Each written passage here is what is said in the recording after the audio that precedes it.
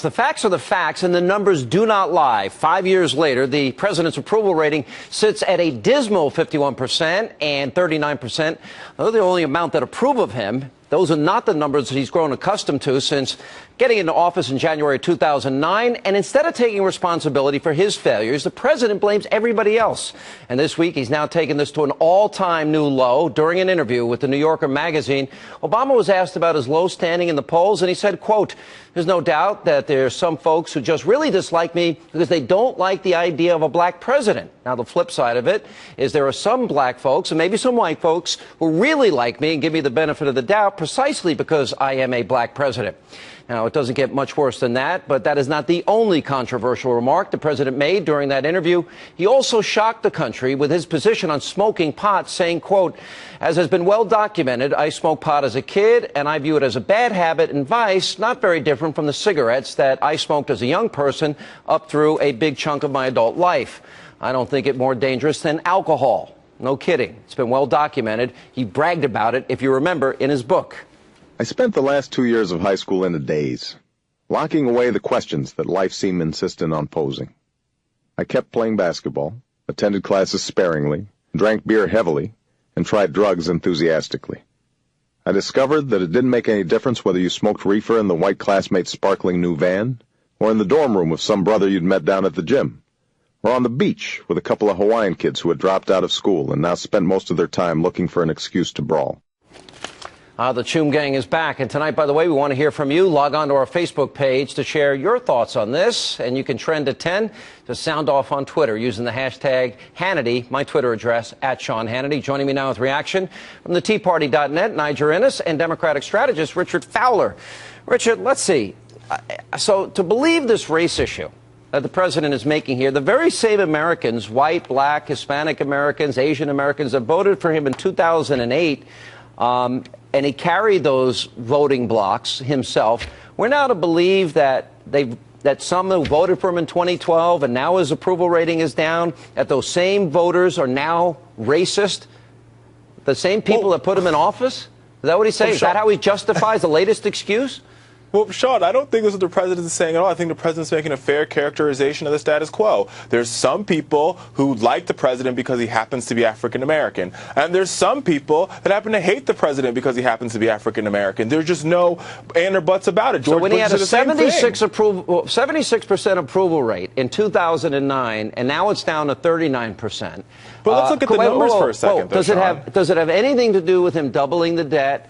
Record high, decades high, labor participation lows, a doubling of the number of people on food stamps, a horrible website on Obamacare, broken promises about keeping your plan and doctor. None of that factors in at all. It's all about race.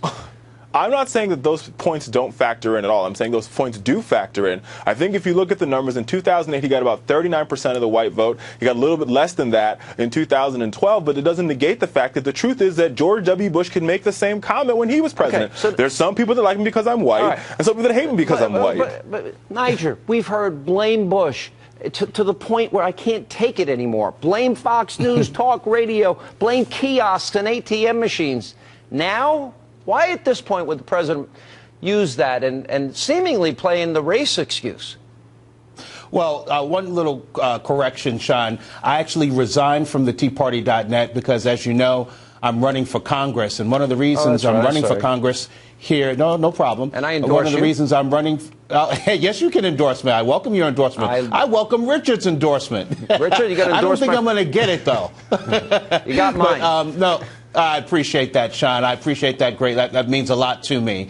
And one of the reasons that I'm running for Congress here in Nevada in CD4 is because we are suffering under this presidency. We are suffering after 5 years of President Obama, after 7 years in leadership of Harry Reid. We have the worst unemployment rate in the nation. The black unemployment rate is 16%. Among Latinos, it's near 14%. And so, black, wait a minute, Richard, and black teenagers, it's 50%. Candidate Obama actually got 43% of the white vote in 2008, which was the highest mark, as high or higher than any other Democrat presidential candidate since 1976. I hear that point, but let's talk about your candidacy for just a second. Congratulations on making the decision to run. Would you not say it's true that some people are going to vote for you or just because you're black, and some people are going to vote for you just because, or vote against just because you're black? I mean, it's just a statement of fact. Actually, Richard, I think that America was really rooting for President Obama, voted for him or not. Well, I hear that, but some people made the decision to vote for him because he happened to be African American. All right, let me jump in here, guys. It was a healthy moment for America in 2008. His approval rating was approaching 80%. That's right. He had supermajorities in the House and the Senate. And we got stuff done. We created 49 million jobs. People. Right. And it can be argued that he blew that goodwill. Here, let me run on with his numbers. He's entering the 6th year of his presidency. What he called $9 trillion in debt, reckless, irresponsible, and unpatriotic. Now it's $17 trillion. The number of people on food stamps has nearly doubled, close to 50 million Americans. Labor participation rate at a 30-year low. He made very specific promises. Here's my question. Considering this is about race, are minority Americans or black Americans, Hispanic Americans, Richard, are you making the case that they're better off as he now enters their 6th year of the presidency because he's been there 5 years? Are you really going to make that case? Well, I mean, I don't think the president made a case about race. Are they better off? He was just stating the obvious. Answer my question. The obvious. Are minorities better off? What I would argue is that the economy, we have a rough economy. We have created 49 million jobs already. Did he? No, he didn't. We have a net loss of jobs. But the economy's not going to recover overnight, Sean. You and I both know that. 5 years? How many years do you need? How long did it take during the Great Depression for the economy to recover? It took almost 10 years. He didn't inherit the Great Depression. He said we'd have shovel-ready jobs. Where are they? But Richard, we have 49 million of them. I will agree with you here. The president has been, and his policies have been very effective economically for Wall Street.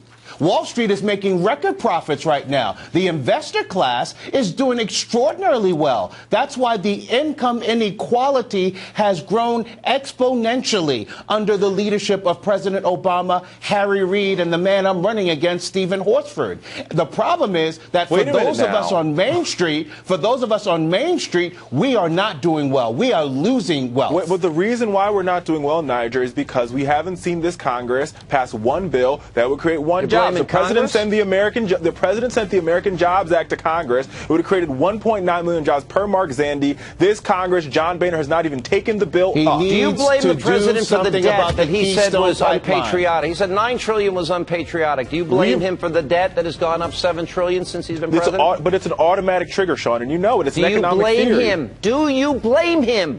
Does he take any responsibility for anything? The president takes responsibility. The buck stops with the president. He's been very clear on that point. He wants to rebuild the economy. Sadly, folks in Congress won't work with him. He blames kiosks and ATM machines for the fact there's no jobs. All right, I got to go. Good to see you. Thanks, Sean. We have